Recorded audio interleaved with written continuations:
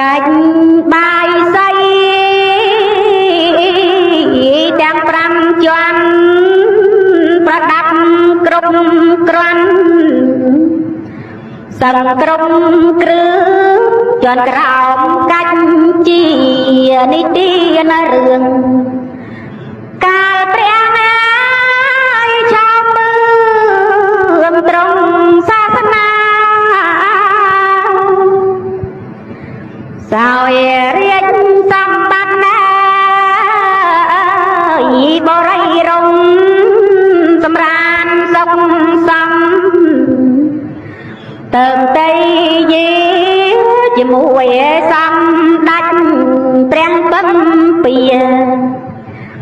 ជាចៅបាយចាំយីទាំងមហាសីអហង្ទាំងស្រីស្នំកំណាំនៃបំរើសំថ្ងៃជាប្រក្រដីដេញដំប្រគុំដោដំត្រីប្រឡាយញ៉ាយចាំក្រីខន្តិយាលំព្រះជន្មវសា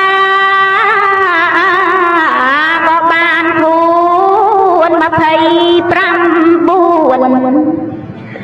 ព្រះវសាកើតពើមសម្បត្តិក្នុងលោកកា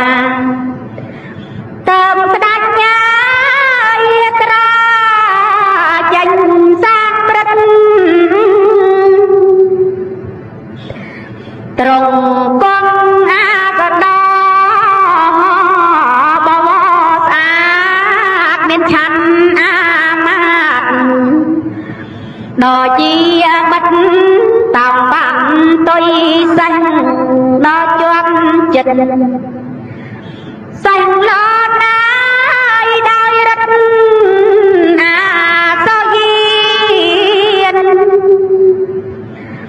ព្រះចាំតឡោកបាទាំង4សត្វសឹងតែងខ្លួនហើយតែងប្រាណហោះចុងស្ទួយជើងអាសូយានមិនបាច់ញ៉ាយឲ្យព្រួយរាជមនោប័យព្រះអង្គទ្រង់សាឡាយសាងរទ្ធីព្រះព្រហ្មនីស្ដេចបានត្រៃអស់ទេពអំសទូគីលីសំអយជ័យក្រុមអន្ត្រីជាន់ក្រោមកាច់ការត្រង់មីរីចរាំងមីគីព្រះភូមិ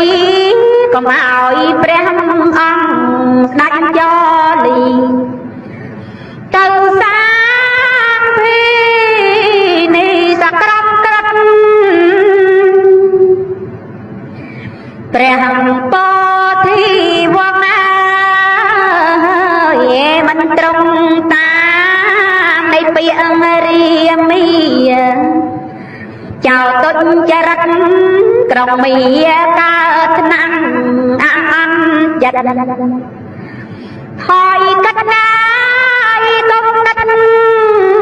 រកឱកាសជាន់បីកាច់កា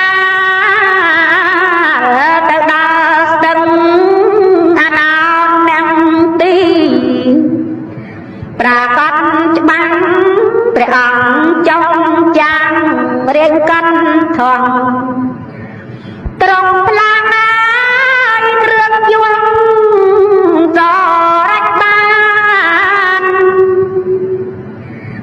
ត្រង់កាត់កែសៃ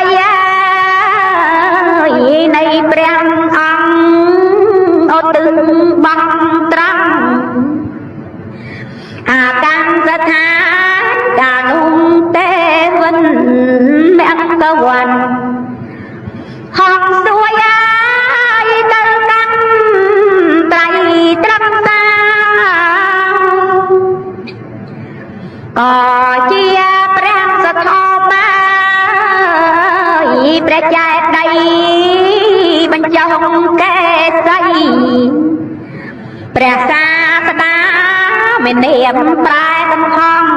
ហៅចុងឡាមនីរតនានៅសពថ្ងៃព្រះបរិវងត្រង់ព្រះភ្នួងជាភេទអ្នកបួងនៅក្នុងព្រៃប្រឆាំអាមាតដោយវិលវៃនាំគ្រឿង